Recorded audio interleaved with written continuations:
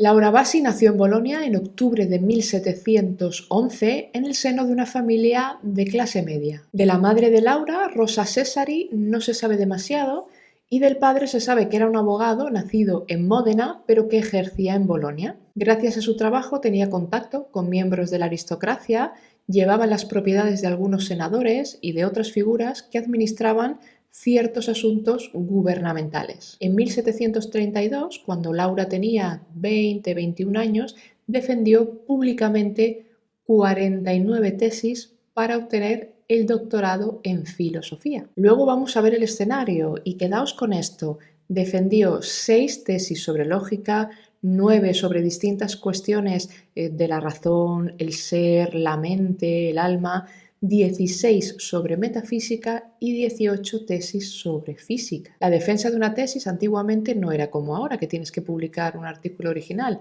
De aquella lo que se hacía era dar respuestas y discutir o debatir sobre investigaciones ya publicadas. Lo particular de este caso es que normalmente los estudiantes defendían sus tesis en la universidad delante de sus profesores, pero con Laura no fue así. Sobre esto volveremos después, porque antes de llegar a ese punto vamos a hacer lo que hacemos siempre en esta sección, que es armar una historia de desarrollo sobre nuestro personaje para ver cómo se alcanza el dominio de una disciplina, en este caso académica y científica. Parece ser que Laura destacó rápidamente desde que era muy pequeña y por eso su padre le puso una serie de tutores con tan solo 5 años. Aprendió latín, francés, aritmética y pensad en una cosa, estamos situados en el siglo XVIII y de aquella las publicaciones científicas todavía se hacían en latín, así que este aprendizaje sería muy útil para Laura en años posteriores y sobre todo para poder centrarse en sus grandes intereses. Había muy pocas mujeres formadas en latín, incluido las de alta alcurnia,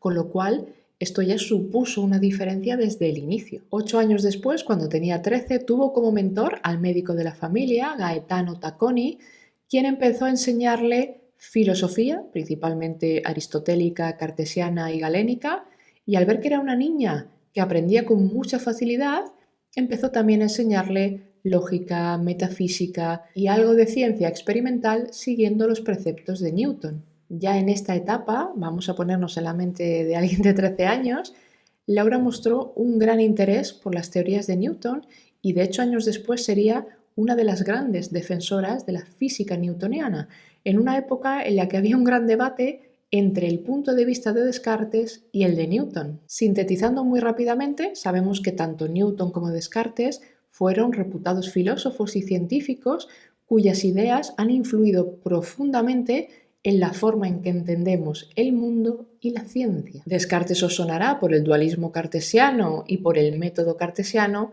y Newton os sonará por las leyes del movimiento y la gravitación y por su enfoque empírico. Descartes utilizaba la razón como herramienta y la duda metódica, que es un proceso que implica poner en duda todas las creencias y opiniones que hasta ese momento se tenían por aceptadas, porque sólo así, decía él, podremos eliminar las creencias falsas y alcanzar un conocimiento que sea indiscutible. ¿Cómo ha cambiado el cuento hoy día, ¿no? Que ves a muchas personas que se aferran a sus creencias como un clavo ardiendo y no las ponen en duda. Esa búsqueda de la certeza culmina en su famoso aforismo cogito ergo sum, pienso, luego existo, porque aunque dudemos de todo, no podemos dudar de nuestra propia existencia como seres pensantes. Mientras que Newton se basaba en el método inductivo, que consiste en partir de observaciones específicas para llegar a conclusiones generales y leyes universales. Para ello, primero hay que recolectar una gran cantidad de datos a través de la observación y de la experimentación, luego se analizan en busca de patrones o regularidades.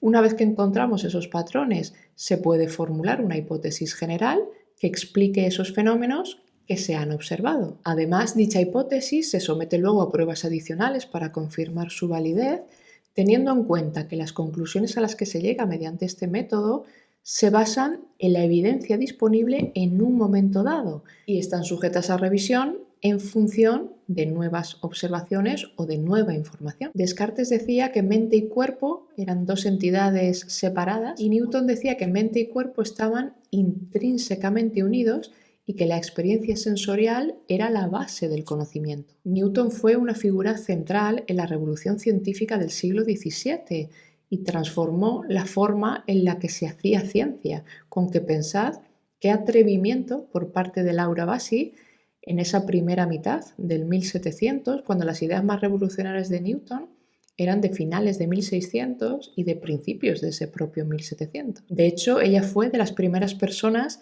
en explicar la física newtoniana en Italia. De los 13 a los 20 tuvo la oportunidad de participar en numerosos debates de filosofía en su casa porque su mentor era miembro de la Academia de Ciencias y los invitaba. Con estas experiencias rápidamente empezó a esparcirse el rumor de que Laura era una niña brillante que era capaz de debatir con los grandes filósofos de Bolonia y, de hecho, en 1731 acudió a uno de esos debates el cardenal Prospero Lambertini, quien se convertiría en arzobispo de Bolonia y en 1740 sería el Papa Benedicto XIV. Al parecer, el futuro Papa se quedó muy asombrado del vasto conocimiento que tenía Laura y de su habilidad de oratoria y capacidad para debatir, así que decidió convertirse en su mecenas. Para esa época, Laura ya dominaba el griego y al año siguiente, cuando defendió sus tesis, llamó la atención la gran influencia que tenía en múltiples autores: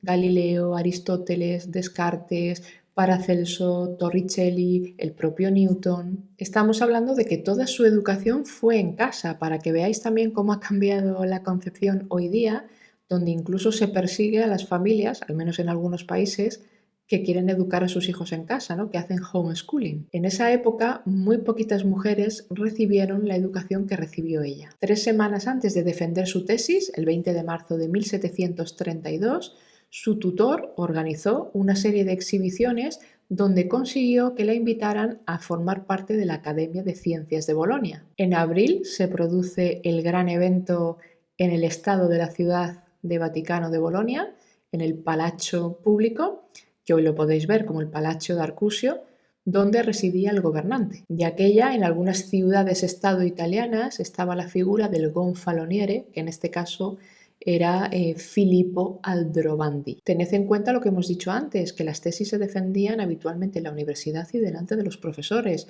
no en un evento de esta magnitud. Y os estaréis preguntando, ¿y por qué con Laura lo hicieron así? Pues al parecer fue una maniobra política, como no, porque la Universidad de Bolonia había perdido un poco su reputación de antaño y el hecho de que una mujer fuese a defender una serie de tesis sobre temas que en principio solo eran estudiados y disertados por hombres, intuían que llamaría poderosísimamente la atención y que muchos se preguntarían cómo de extraordinaria debía ser la ciudad de Bolonia y en concreto su universidad. Asistieron multitud de autoridades, incluido un cardenal, que era el representante del rey de Francia en la Santa Sede, que de aquella era Luis XV, porque estaba visitando Bolonia, ¿no?, en su camino desde París hasta Roma. Había hombres y mujeres de la nobleza, había sacerdotes, había profesores e incluso se dejó que acudieran ciudadanos. Imaginad cómo fue aquel escenario. Después de defender todas las tesis que dijimos al inicio, se convirtió en la segunda mujer del mundo en obtener un doctorado en filosofía. Elena Cornaro Piscopia, veneciana, lo había conseguido 50 años antes, y quizás sobre ella haga otro vídeo también, y unos meses después, en octubre, Laura Bassi se convirtió en la primera mujer de la historia en obtener una cátedra universitaria en un campo de estudio científico, en este caso la física. Y tened en cuenta que las mujeres no podrían entrar en la universidad hasta 100 años después. Las primeras fueron en Estados Unidos en el 1800 y pico y un par de décadas después en Reino Unido. Al parecer, antes de presentar sus tesis, tuvo un desencuentro con su tutor porque quería que un conjunto de estas versara sobre ética, y ella insistió en que no, en que quería que fuesen sobre ciencia. El cardenal Lambertini la apoyó y ahí se distanció de su segundo tutor y tomó otro, Manfredi, que era matemático y profesor de la Universidad de Bolonia, con el que se centró en estudiar cálculo avanzado y física newtoniana. 5 años después la dejaron por fin impartir una lección en la universidad en cada semestre, y al año siguiente, en 1738, se casó con Giovanni Beratti, que era graduado en Filosofía Natural y Medicina interesado también en la física y de hecho era profesor de física en la Universidad de Bolonia y miembro de la Academia de Ciencias. Hasta esta época, Laura no era reconocida por sus logros científicos, sino por la exhibición pública de su talento, que este es un punto muy diferente a lo que hemos ido viendo en esta sección de vídeos. Recibió varias críticas porque de aquella se creía que el matrimonio no era compatible con la vida intelectual, tanto en hombres como en mujeres, y mucho menos con la maternidad. De hecho, tuvo 9 hijos, aunque vais a ver en algunos sitios que pone que tuvo 12, pero registrados fueron 9. En 1745, el ya Papa Benedicto XIV creó un grupo conocido como los 24 Benedettini, donde Laura hizo presión para poder entrar y al final se convirtió en el número 25. Cada año debían presentar un trabajo científico, así que Laura escribió alrededor de 30, de física, de matemáticas, de química, etc. A pesar de que se esperaba de ella que se dedicara a obras literarias, como otras mujeres intelectuales,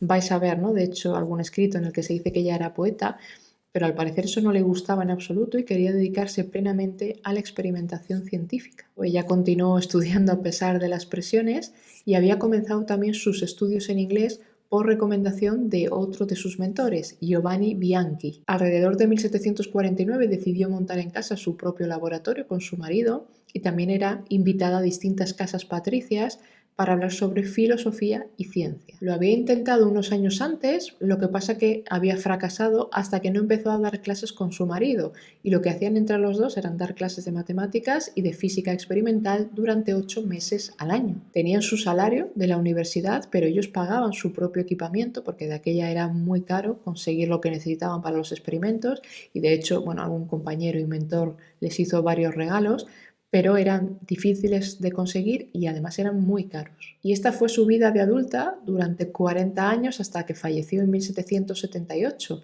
dedicada al estudio y a la ciencia. Como vemos, en esta historia de desarrollo se vislumbra que destacó ya desde el inicio de su infancia, con respecto a otras niñas de la época, en aspectos que consideraríamos académicos, con unos intereses que perduraron toda su vida y en los que consiguió publicar cuando ninguna mujer lo hacía, ni mucho menos, por supuesto, impartir clases en la universidad a hombres. Esta historia me parece muy interesante, quizá para entender por qué las niñas pasan más desapercibidas incluso a día de hoy. En nuestros tiempos, las niñas y los niños tienen las mismas oportunidades para aprender y para desarrollarse, al menos en nuestra cultura occidental, y a consulta llegan por igual aquellos que presentan un muy buen rendimiento académico. Cuando exploras su cognición, vas a ver una alta eficiencia cognitiva, que sobre eso ya he hecho un par de vídeos que os voy a ir dejando por aquí, y realmente las diferencias no se aprecian tanto en estos casos. Vais a escuchar muchas veces que las niñas pasan más desapercibidas que los niños, tanto en trastornos del neurodesarrollo como en lo que llaman altas capacidades, y estoy de acuerdo, pero con un matiz. Cuando exploras la cognición de muchos niños a lo largo de los años, recoges datos, ¿no?, que puedes analizar y ver patrones que se repiten, como proponía Newton. Si la concepción que maneja la mayoría es la de analizar las capacidades desde un punto de vista psicométrico con una puntuación CI y se aferra, ¿no?, a lo que otros han establecido sin ponerlo en duda, como decía Descartes, lo que tienes es que no eres capaz de identificar las potencialidades de todos y además vas a decir que en niños que tienen déficits cognitivos o incluso disfunciones, en lo que sería un trastorno del neurodesarrollo, tienen una alta capacidad porque la puntuación CI ha dado tanto. Se pueden apreciar distintos comportamientos sociales en niños que en niñas, pero no en su cognición, más allá de las diferencias individuales que se dan entre seres humanos. Así que igual lo que hay que cambiar es la nefasta manera de evaluar con tablas y puntuaciones y dejar de lado algo tan absurdo, cognitivamente hablando, como es el cociente intelectual.